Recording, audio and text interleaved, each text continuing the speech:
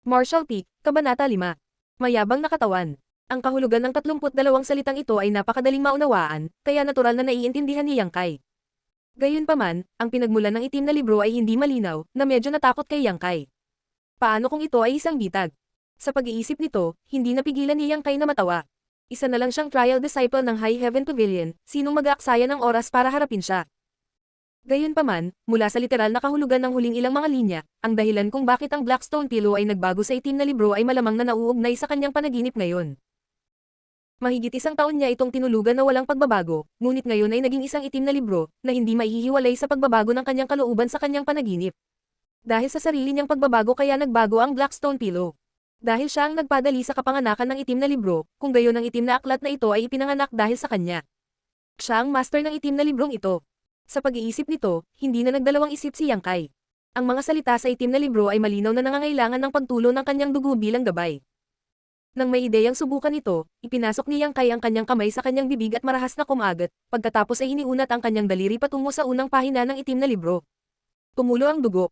Sa una ay walang pagbabago, ngunit sa paglipas ng panahon, ang itim na libro ay nagsimulang maglabas ng isang layer ng itim na liwanag. Hindi maganda ang katawan ni Yang Kai, at ngayon siya ang unang nasugatan, kaya pagkatapos ng pag-ikot-ikot, nagsimula siyang makaramdam ng bahagyang pagkahilo. Gayunpaman, itinikom ni Yang Kai ang kanyang mga ngipin at nagtiis. Patuloy ang pag-agos ng kanyang dugo, ngunit lumakas at lumakas ang liwanag sa pahina. Matapos ang isang buong tasa ng tsaa, halos himatayan si Yang Kai sa lupa, ang pahina ay nagsimulang magbago ng malaki. Ang itim na liwanag ay nagsimulang pumiglas at lumiit, at sa gitna ng pahina, isang maliit na puyo ng tubig ang lumitaw. Kaagad pagkatapos, isang gintong liwanag ang lumitaw sa puyo ng tubig. Pinilit ni Yang Kai na panatilihing malinaw ang kanyang isipan habang nakatitig sa paggalaw sa kanyang harapan. Sa gitna ng itim na puyo ng tubig, isang makintab, bilog, gintong bagay ang unti-unting bumangon. Nagulat si Yang Kai. Mayroon talagang isang bagay sa pahinang ito. Bagamat noong nagpasya siyang tumulo ang kanyang dugo, may mga inaasahan si Yang Kai, hindi niya akalaing magtatagumpay talaga ito. Pero ngayon, lahat ng nasa harap niya ay nagpakita na hindi peke ang 32 salita sa pahina. Tumutulo ang dugo bilang gabay, ang gintong katawan ay bumaba. Anong uri ng gintong katawan ito? Puno ng pag-asa ang maputlang mukha ni Yang Kai. Pagkaraan ng ilang sandali, nang ang makintab at bilog na bagay ay ganap na lumitaw sa harap ni Yang Kai, hindi napigilan ni Yang Kai na lunukan ng isang subo ng laway. Kahit gaano pa kayaman ang kanyang imahinasyon, hindi niya akalain na magiging ganito ang hitsura ng golden body. Ito ay isang gininto ang kalansay na halos kalahating talampakan lamang ang taas, at ang unang sumikat ay ang bungo ng kalansay na ito. Ang gininto ang kalansay ay lumutang sa itaas ng mga pahina ng itim na libro at nakaupong nakakrus ang paa. Malinaw na nagmumuni-muni ito. Ang bawat buto nito ay naglabas ng gininto ang liwanag, na nagpapaliwanag sa kubo ni Yang Kai sa isang nakasisilaw na liwanag. Ang itim na puyo ng tubig sa pahina ay unti-unting nawala, at ang lahat ay bumalik sa normal.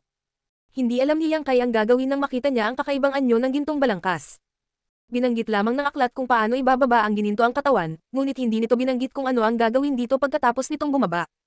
Nang tingnan nito, biglang naramdaman ni Yang Kai na may mali. Ang gininto ang balangkas sa kanyang harapan ay malinaw na walang mga mata, ngunit naramdaman ni Yang Kai na tila sinusukat siya nito. Halatang wala rin itong bibig, pero tila nanunuya sa pagiging mahina niya. Napagtanto ito, galit na galit si Yang Kai at sinubukang kunin ang gintong kalansay. Konting kalansay pa lang, ang lakas ng loob nito. Sinong mag-aakala na sa sandaling kumilos siya, lumipad ang gininto ang kalansay at direktang dumaan sa kamay ni Yang Kai at tumatak sa dibdib ni Yang Kai. Ito ay isang napakashock na eksena. Isang balangkas ang tumama sa katawan ni Yang Kai, at pagkatapos ay ang gininto ang liwanag ay kumikinang ng maliwanag. Ang gintong balangkas ay direktang naging maliliit na fluorescent na ilaw at tumagos sa katawan ni Yang Kai sa pamamagitan ng kanyang mga pores. Sa isang iglap, kumalat ang sakit sa buong katawan niya. Ang ganitong uri ng sakit ay hindi ordinaryong sakit, ngunit sakit na nagmula sa kaibuturan ng kanyang mga buto. Si Yang Kai ay sumigaw at bumagsak sa lupa, ang kanyang katawan ay nakayuko na parang hipon at pumikit. Parang nabasag lahat ng buto sa katawan niya sa isang iglap. Si Yang Kai ay walang lakas na gumalaw kahit isang daliri. Ito ay hindi isang ilusyon. Kung titingnan ni Yang Kai ang loob ng kanyang katawan, makikita niya na talagang nabasag ang kanyang mga buto. Sa tabi ng bawat sirang buto, may patong ng gintong liwanag na patuloy na nagkukumpuni sa mga sirang buto. Gayunpaman, ang bilis ng pagkumpuni ay mas mabagal kaysa sa bilis ng pagkasira. Sa sandaling natapos ang pag-aayos, muli silang nabasag.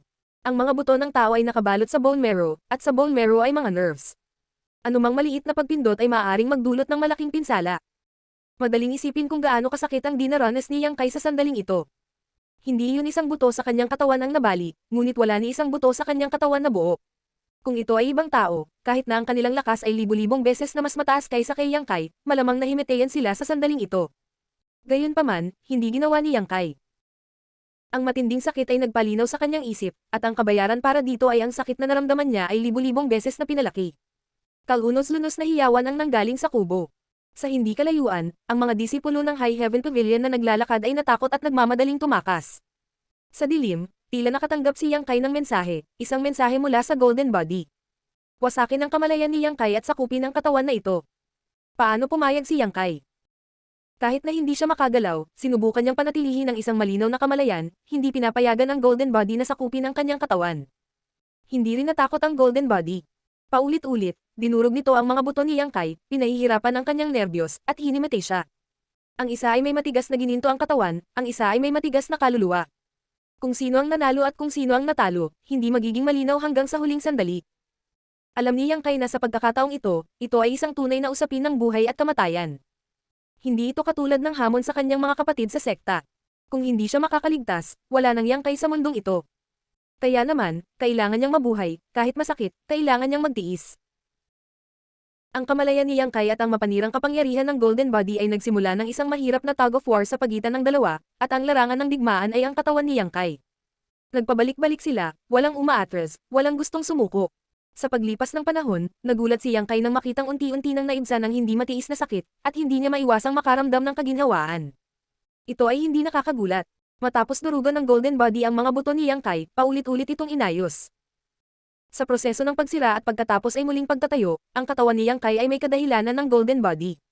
Ang mga buto ni Yang Kai ay lumalakas at lumalakas, habang ang enerhiya ng Golden Body ay unti-unting bumababa. Sa ilalim ng sitwasyong ito, ang sakit ay natural na naibsan ng husto.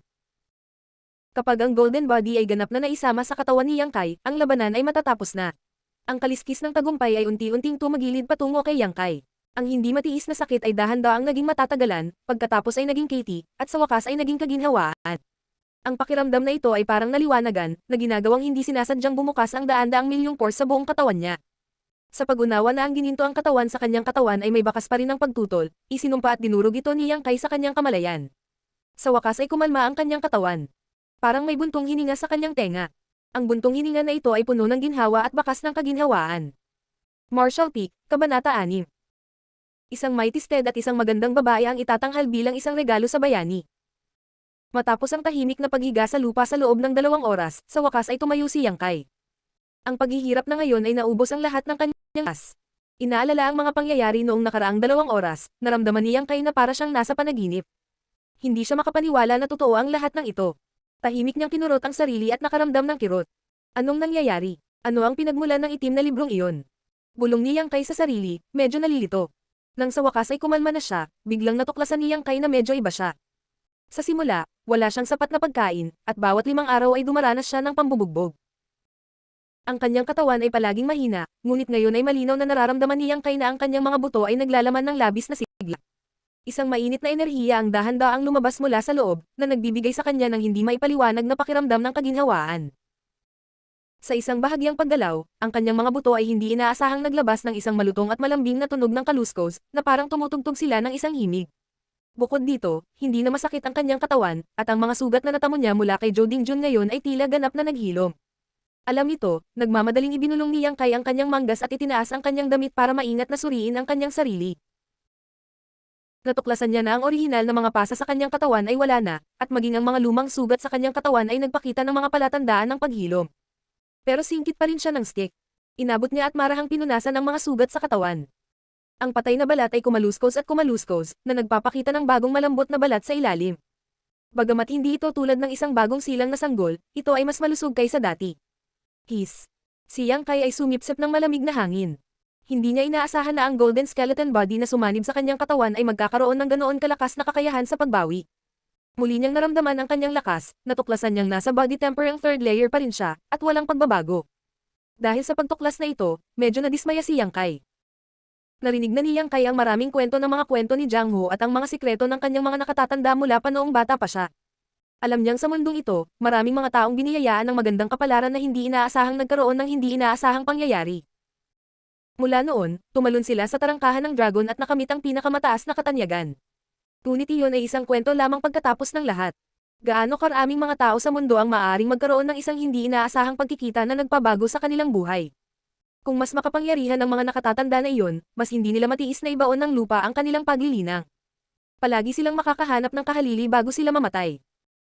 Sa makatuwid, ito ay karaniwang imposible para sa kanila na makatagpo ng isang hindi inaasahang pagtatagpo sa pamamagitan lamang ng pagtalon mula sa isang bangin o pagbabarena sa isang kuweba. Pero ngayon, may nangyari na talaga sa kanya. Ang misteryosong itim na librong iyon ay tiyak na may magandang pinagmulan, at ang matigas na gininto ang skeleton ay isang umutot lamang mula sa Earthlord. Ito ay masasabing hindi niya maiiwasang engkwentro, ngunit ito rin ay masasabing hindi maiiwasang resulta. Ang huling apat na pangungusap sa unang pahina ng itim na aklat ay malinaw na nabasa. Matigas na gininto ang katawan, Dominator Bar, matigas na kaluluwa, maaaring bumaba.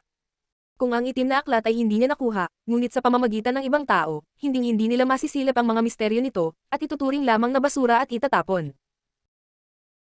Eksakto dahil pinulot niya ito at ginamit bilang unan sa loob ng isang taon, naramdaman ng walang humpay na katatagan sa kanyang katawan, kaya nabunyag ngayon ang sikreto ng Black Book. Sa madaling salita, ang bagay na ito ay sa katunayan ng kanyang sariling hindi inaasahang pakikipagtagpo, ngunit ito ay isang hindi inaasahang pagtatagpo na nakuha niya sa pamamagitan ng kanyang sariling kakayahan. Sa pag-iisip nito, biglang nakaramdam si Yang Kai ng matinding kaligayahan. Sabi nga sa kasabihan, ang magandang babae ay regalo sa isang bayani. Nasaan ang Black Book? Biglang naalala ni Yang Kai ang kayamanan na ginamit niya bilang unan sa loob ng isang taon, at hindi niya maiwasang sabik na hanapin ito, ngunit hindi niya ito mahanap. Habang siya ay nababalisa, ang kanyang katawan ay tila bahagyang gumagalaw, at sa susunod na sandali, ang itim na aklat ay biglang lumitaw sa harap ni Yang Kai, at bumagsak sa lupa. Natigilan si Yang Kai, inabot niya ito upang kunin, sumimangot sandali, at sa pag-iisip, nawala ang Black Book sa kanyang kamay. Sa isa pang pag-iisip, muling lumitaw ang Black Book. Ang eksenang ito ay parang magic trick, ngunit ang mukha ni Yang Kai ay napakaranggal, dahil talagang naramdaman niya na ang itim na aklat ay maaaring makuha sa kanyang katawan ayon sa kanyang iniisip. Ang walang salita na materyal ng Black Book na ito ay maaaring. Ito ba ay Soul Suppressing Stone? Sabi ni Yang Kai, halos takutin ang sarili. Soul Suppressing Stone. Iyon ay isang maalamat na kayamanan. Sa isang lugar lamang kung saan nagtipon ang daan-daang milyong Yin Souls, ang Nine Yin Abyss, maaari nitong makuha ang kapangyarihan ng hindi mabilang na buhay na nilalang upang mabuo ang kakaibang batong ito. May isang sinaunang alamat tungkol sa ganitong bagay. Isang maliit na piraso ng Blackstone, libu-libong milya ang layo, walang buhay na nilalang ang makalapit, kahit isang talon ng damo ay hindi tumubo. Ito ay medyo pagmamalabas, isang maliit na piraso ng Soul Suppressing Stone, paano nito magagawang sirain ang libu-libong milya ng teritoryo? Ngunit talagang malupit at madyugo ang proseso ng pagbuo ng kakaibang batong ito. Anumang anyo ng buhay na malapit dito ay mamamatay kaagad. Ang dakilang emperador ng daloy na panahon ng batong ito ay napakahaba rin, ang pinakamaikling ay libu-libong taon, ang pinakamatagal ay 10,000 taon. Ang proseso ng pagbuo ay hindi iimbestigahan, ngunit sa sandaling nabuo ang isang Soul Suppressing Stone, ito ay isang pinakamataas na kayamanan. Dahil ang bagay na ito ay may kakaibang kakayahan, maaari itong masipsip sa katawan ng isang tao, at maaari rin itong magbukas ng kakaibang espasyo sa loob ng bato. Maaaring malaki o maliit ang espasyong ito, kaya perpekto ito para sa pag-iimbak ng mga bagay. Kahit na si Yang Kai ay isa lamang trial disciple ng High Heaven Pavilion, mababa ang kanyang katayuan, ngunit hindi nagkukulang ang kanyang kaalaman, hindi pa banggitin ang alamat ng Soul Suppressing Stone ay ipinasa sa loob ng maraming taon, kahit sino ay makakarinig nito. Noong una niyang natanggap ang Black Book, hindi ito inisip ni Yang Kai. Ngunit ngayon na nakikita na ito ay maaaring sumipsip sa kanyang katawan, at pagkatapos ay iniisip ang Golden Skeleton na lumitaw mula sa mga pahina, paano niya hindi makikilala ang materyal ng itim na aklat. Agad na pinagpawisan si Kai Yang. Ang Soul Suppressing Stone ay umiral lamang sa mga alamat, matagal na itong nawala sa mundo. Ngunit hindi niya inakala na makakahanap siya ng isa, at napakalaki nito. Sinabi ng alamat na ang isang maliit na piraso ng Soul Suppressing Stone, kahit na ito ay malaki lamang, ito ay hindi pa rin mabibili. Pero ang nasa harap niya ay talagang ginawang walang salita na itim na aklat, isang talampakan ng haba, 3 daliri ang kapal na itim na libro. Ang halagang ito ay hindi nasusukat. Kung ang bagay na ito ay kakalat, hindi banggitin ng isang maliit na High Heaven Pavilion, kahit na ang buong Great Han Dynasty ay matatapakan magdamag. Hindi naiwasang maramdaman ni Yang Kai ang nasusunog na sensasyon sa kanyang kamay. Bagamat natatakot ay hindi niya nakalimutang panasan ang kanyang pawis.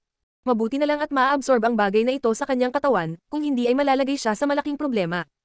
Sa napakamahal na kayamanan, si Yang Kai ay hindi nang ahas na maging pabaya. Parang magnanakaw, mabilis niyang isinara ang pinto at nagtago sa kwarto niya, ang lakas ng tibok ng puso niya. Hindi mapigilan ni Kai Yang ang kanyang pananabik, ngunit siya rin ay nababalisa. Ang kanyang kasalukuyang lakas ay napakababa, paano niya mapoprotektahan ang gayong mahalagang kayamanan? Kahit na ang walang salita na itim na aklat ay maaaring masipsip sa kanyang katawan, at walang panganib na malantad ito, hindi pa rin sigurado si Yang Kai. Sa pamamagitan lamang ng paglinang, sa pamamagitan lamang ng pagiging malakas, mapoprotektahan niya ang sarili niyang mga bagay. Iniisip ang engkwentro 3 taon na ang nakakaraan, unti-unting huminahon ang takot ng mga mata ni Yang Kai. Siya ay naglakbay ng libu-libong milya, gumagala sa High Heaven Pavilion, hindi ba ang lahat ay para sa kapakanan ng paglilinang? Dahil nakuha niya ang walang salita na itim na aklat, maaari na rin niyang simulan ito. Ang unang pahina ng itim na aklat ay nagbigay sa kanya ng matigas na gininto ang skeleton, kahit na hindi niya alam kung ano ang gamit nito, ngunit tiyak na hindi ito magiging masama. Bukod dito, ang Black Book ay may napakaraming pahina, maaari ba itong magkaroon lamang ng isang gintong kalansay? Martial Peak, Kabanata 7. 4 na layer ng pagsusubo, ang kapanganakan ng gas. Bagamat 15 taong gulang pa lamang si Yang Kai sa taong ito, mula nang maranasan niya ang sakuna na iyon 3 taon na ang nakararaan, ang kanyang ugali ay tumanda ng husto kumpara sa kanyang mga kapantay. Dahil mismo sa sakuna na iyon kaya ang kanyang pagiging matyaga at hindi sumusukong karakter ay nabawasan. Kaya't mabilis na kumalma si Yang Kai, umupo sa gilid ng kama, at maingat na tiningnan ang unang pahina ng itim na libro. Matapos kumpirmahin na walang epekto ang unang pahina, dahan-dahan itong binuksan ni Yang Kai sa pangalawang pahina. Sa kanyang nakaraang karanasan, ang mga aksyon ni Kai Yang sa pagkakataong ito ay isang paglalakad sa parke. Nanlaki ang mga mata niya habang matiim na nakatitig sa mga itim na pahina. Pagkaraan ng mahabang panahon, dahan-daang lumitaw ang mga gintong karakter sa unang pahina. Matigas na golden skeleton. Tempered body technique. Ang mood ni Yang Kai ay hindi maiwasang magbago. Ang mga bagay ay tulad ng nahulaan niya, bawat pahina ng itim na librong ito ay malamang na may itinatago. Halos walang iniisip, ang isip ni Yang Kai ay ganap na nakatuon sa ikalawang pahina ng itim na libro. Sa isang iglap, ang mga gininto ang karakter sa itim na libro ay tila naging buhay na isda, tumalon mula sa aklat, naging langit na puno ng mga gininto ang anino, dumiretso sa ulo ni Yang Kai. Nang mawala ang mga gininto ang anino, naramdaman ni Yang Kai na parang may dagdag sa kanyang isipan. At ang mga bagay na ito ay dinala ng mga gintong anino. Pinatahimik ang kanyang nasa sabik na kalooban, ipinikit ni Yang Kai ang kanyang mga mata at sinimulang tunawin ang kaalaman sa kanyang isipan. Sa katunayan, hindi na kailangang tunawin, malinaw na lumitaw sa kanyang isipan ang kaalaman na kasama ng mga gintong anino. Sa isang pag-iisip, lumitaw ito, at naiintindihan niya ito ng maayos at malaya. Ito ang tempered body technique. Bulong ni Yang Kai sa kanyang sarili, nalaman niyang isa talaga itong set ng mga diskarte sa kamao at paa. Isang set ng tila simple ngunit malalim na mga diskarte sa kamao at paa. Bukod dito, ang hanay ng mga diskarte sa kamao at paa ay mayroon ding mahigpit na kinakailangan sa oras, talagang kinakailangan ng araw na sumikat mula sa silangan upang magsanay. Sa madaling salita, araw-araw, halos kalahating oras lang ang nagagawa niyang mag-ensayo. Sa ngayon, madaling araw pa lang, kaya kung gusto niyang maghintay hanggang madaling araw, kailangan niyang maghintay ng kahit 10 hanggang 10 oras. Naging abala si Kai Yang buong araw, at nakakain lamang ng isang inihaw na kamote, kaya ang kanyang tiyan ay kumakalam sa gutom. Kahit na ang kanyang katawan ay mahina at pagod, pagkatapos makakuha ng isang kayamanan tulad ng walang salita na itim na libro, ang kanyang espiritu ay labis na nasa sabik. Ilang sandali pa ay hindi siya makatulog, kaya't sinimulan niyang pag-aralan ng ikatlong pahina ng itim na libro.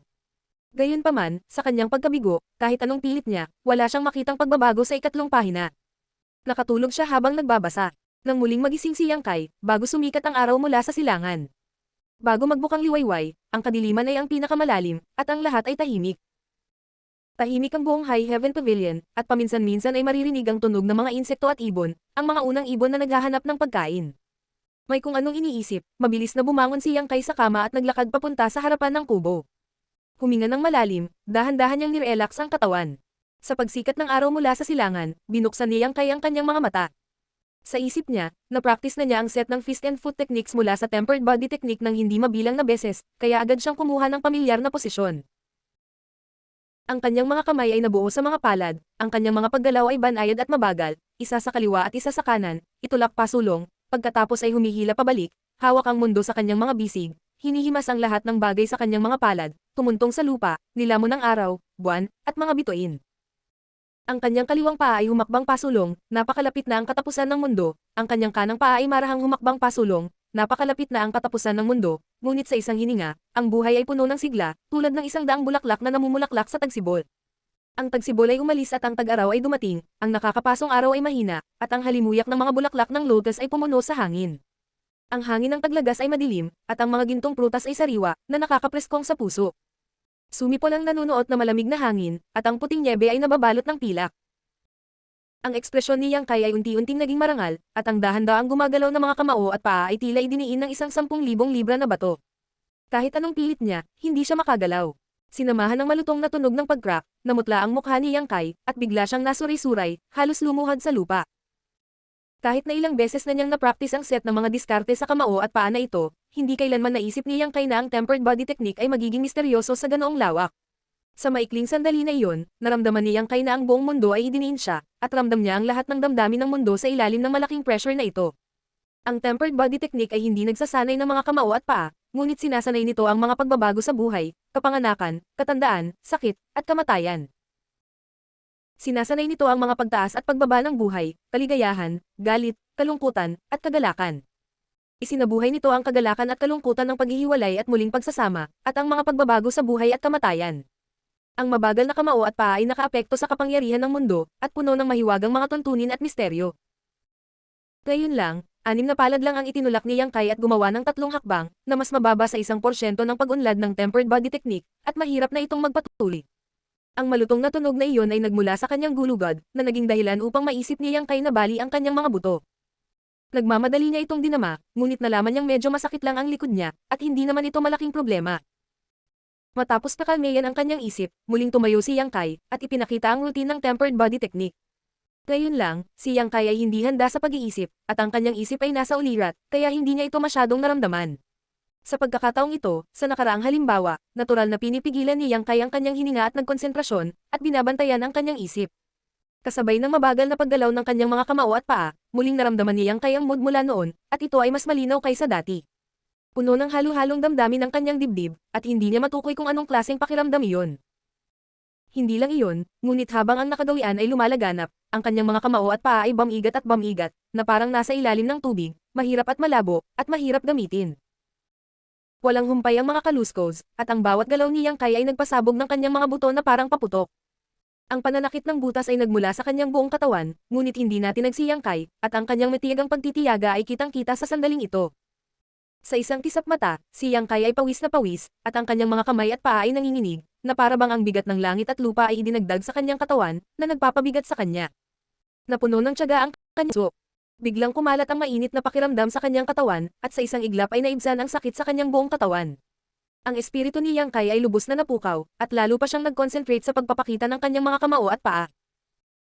Alam niya na ang init na ito ay dapat mula sa unyielding golden skeleton. Pagkatapos ng lahat, ang tempered body technique ay isang kompletong set na may golden skeleton. Ang araw ay sumikat mula sa silangan, at sa harap ng pinakamalayo na silid sa High Heaven Pavilion, isang kabataan ng pawis na pawis, dahan-daang ipinapakita ang kanyang mga kamao at paa upang linangin. Nagsimula ngayon ang mahabang daan ng martial arts. Mabilis na lumipas ang kalahating oras, at nang biglang naramdaman ni Yang Kai na gamaan ang kanyang katawan, nang walang mabigat na bigat sa kanyang katawan, alam niyang hindi na niya magagawa ang tempered body technique.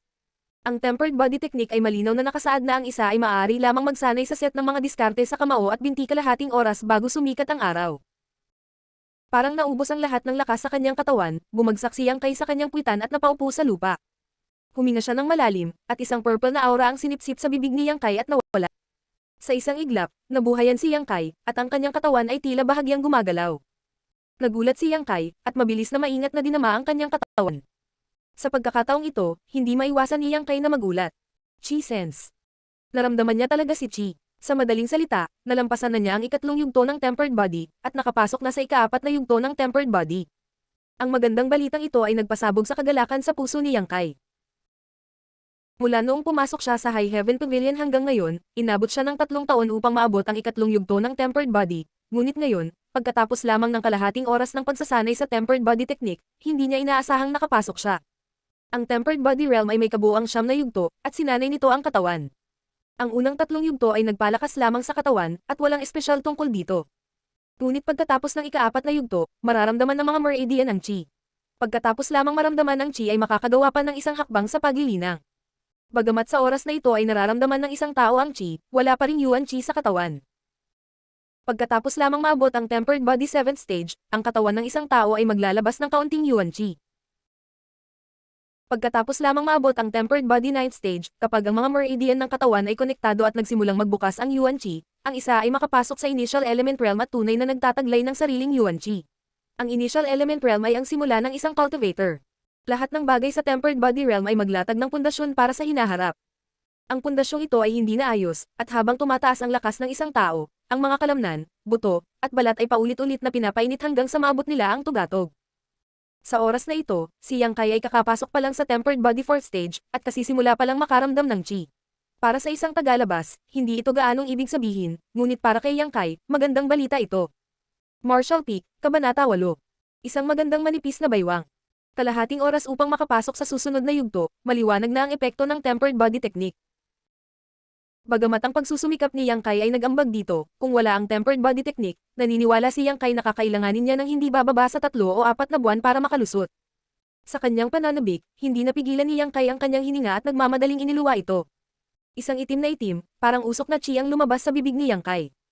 Ito ay marumi, at ito ay dumiretso sa lupa, nagamulong ng isang layer ng alikabok. Pagkatapos nitong pagbuga, hindi napigilan ni Yang Kai na gamaan ang buong katawan niya, at ang 6 na pandaman niya ay naging mas matalas. Ito ba ang acquired impurities? Nagulat si Yang Kai sa mismong lugar. Sa Tempered Body Realm, sa tuwing may makalusot, ilalabas nila ang mga dumi sa kanilang katawan.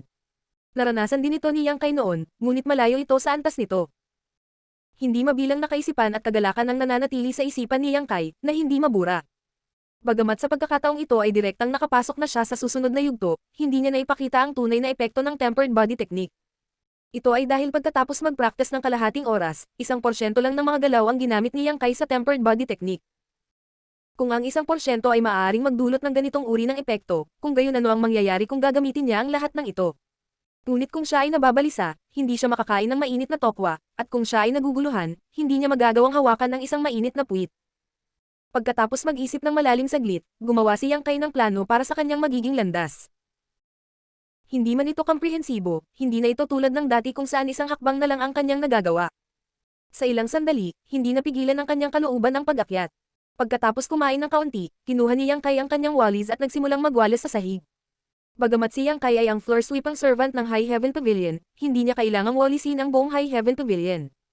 Ang lugar na kanyang pananagutan ay isang ikasampu lamang ng High Heaven Pavilion. Sa makatuwid, hindi masyadong mahirap ang paglilinis. Karaniwan, maaari itong gawin sa loob ng halos 2 oras. Si Ziyaning Chang ay nakatayo sa tuktok ng isang puno, sinusubaybayan ang mga aktibidad ng mga disipulo ng High Heaven Pavilion. Hindi sinasadya, nakita niya si Yang Kai na nagwawalis ng lupa at hindi niya maiwasang makaramdam ng kakaiba. Ngayon, malinaw na nag-ambala si Yang Kai. Hindi niya alam kung ano ang iniisip niya, ngunit talagang nagwalis siya sa isang lugar ng kalahating oras nang hindi umaalis. Siya ay nagwalis sa lupa hanggang sa ito ay may kantab at malinis, napakakinang na kahit lamok ay mapupuli ang paa nito kapag ito ay damapon dito. Hindi alam ni Ziyaning Chang kung tatawa o iiyak. May iniisip nga si Yang Kai. Matapos makuha ang napakagandang pagkakataon kahapon, natural na kailangan niyang isipin ang kanyang kinabukasan. Pero kahit anong isipin niya, hindi siya makaisip ng magandang ideya. Maaari lamang siyang magtanim ng 1 oras bago sumikat ang araw. Ano ang dapat niyang gawin sa natitirang oras? Habang nag-iisip siya ay may biglang mga yabag mula sa likuran. Mabilis na umiwas si Yang Kai, ngunit sinong mag-aakala na ang kausap ay gagawa din ng pagkilos sa pag-iwas, kaya agad niya itong nabangga. Walang nangyari kay Yang Kai, ngunit bahagyang umindayog ang kanyang anyo. Ang nakabunggo naman sa kanya ay parang nataman siya ng bakal at natambal sa lupa sa sobrang sakit. Manhid ang lugar kung saan siya tinamaan. Nakabawi si Yang Kai at humihingi ng tawad sa kausap. Junior brother, okay ka lang. Medyo naiinis pa rin ang taong iyon, ngunit nang iangat niya ang kanyang ulo at makitang si Kai Yang iyon, ang binubugbog tuwing 5 araw, nawala ang kanyang galit. Walang kwenta ang magalit sa ganitong uri ng tao, at sa pagkakataong ito ay siya rin ang may pananagutan sa bagay na ito. Mabilis niyang ikanaway ang kanyang kamay at sinabing, ayos lang ako, ayos lang ako. Habang nagsasalita siya, tumayo siya at nagmamadaling tumakbo. Nagtanong si Yang Kai. Junior brother, saan ka pupunta nang nagmamadali? Hindi man lang lumingon ang tao dahil sa malayo ang boses niya. Sa contribution hall, saan pa? Nang marinig niya itong sabihin, biglang naalala ni Yang Kai na ngayon ang 8 araw ng buwan. Ang 8 araw ng bawat buwan ay ang araw kung kailan nagbigay ang sekta ng mga kontribusyon para sa nakaraang buwan. Kaya naman, sa araw na ito ng bawat buwan, magiging masigla ang departamento ng logistic ng sect, lalo na sa contribution hall. Hindi mabilang na mga tao ang dadagsa doon, gustong malaman kung ilang kontribusyon ang kanilang natanggap noong nakaraang buwan. Kung marami silang kontribusyon na puntos, natural na gusto nilang palitan ang mga ito ng mga table tasks, armor, at mga libro para mapahusay ang kanilang lakas. Sa makatuwid, sa araw na ito, ang kalooban ng mga disipulo ng High Heaven Pavilion ay magiging lubos na nasa sabik. Ang ilang mga tao ay masaya habang ang iba ay malungkot, at si Yang Kai ay isa sa huli. Natigilan, nagbilang si Yang Kai gamit ang kanyang mga daliri at hindi naiwasang sumimangot. Ang mga puntos ng kontribusyon na natanggap niya noong nakaraang buwan ay nakakaawa tulad ng dal. Ang pagwawali sa sahig ay nakakuha siya ng 10 puntos ng kontribusyon, ngunit noong nakaraang buwan ay 6 na beses siyang hinamon at natalo sa lahat ng 6 na laban. Sa tuwing matatalo siya, isang contribution point ang ibabawas kaya 4 na lang ang natanggap niyang kontribusyon. Ito ang nagpahiya sa kanya.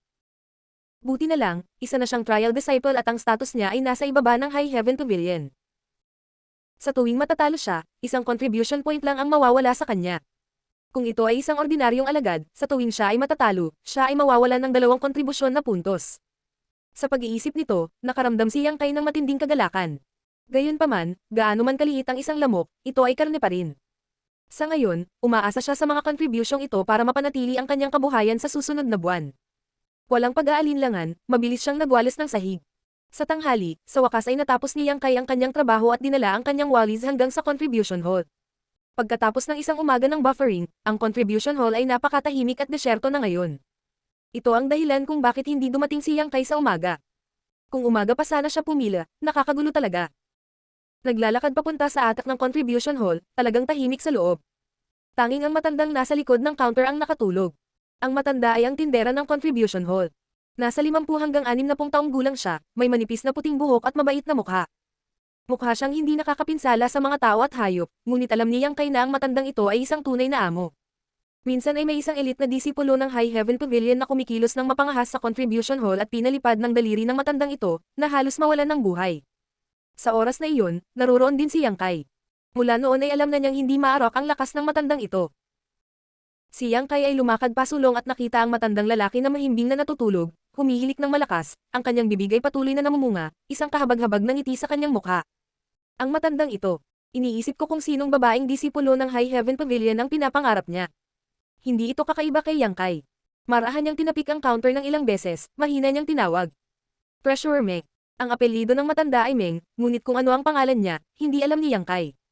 Noon pa man ay ganoon ang tawag niya sa kanya. Ilang mahinang katokang bumalot sa tulog ng matanda. Pagbukas ng malabo niyang mga mata, nakita niyang si Yang Kai iyon. Agad namang kumunat ang kanyang matandang mukha, parang nakakita ng tambak na dumi. Anong meron sa itsurang yan? Galit na tanong ni Yang Kai. Inilibot ni Treasurer Meng ang kanyang mga mata. Bakit hindi ka dumating kaninang umaga?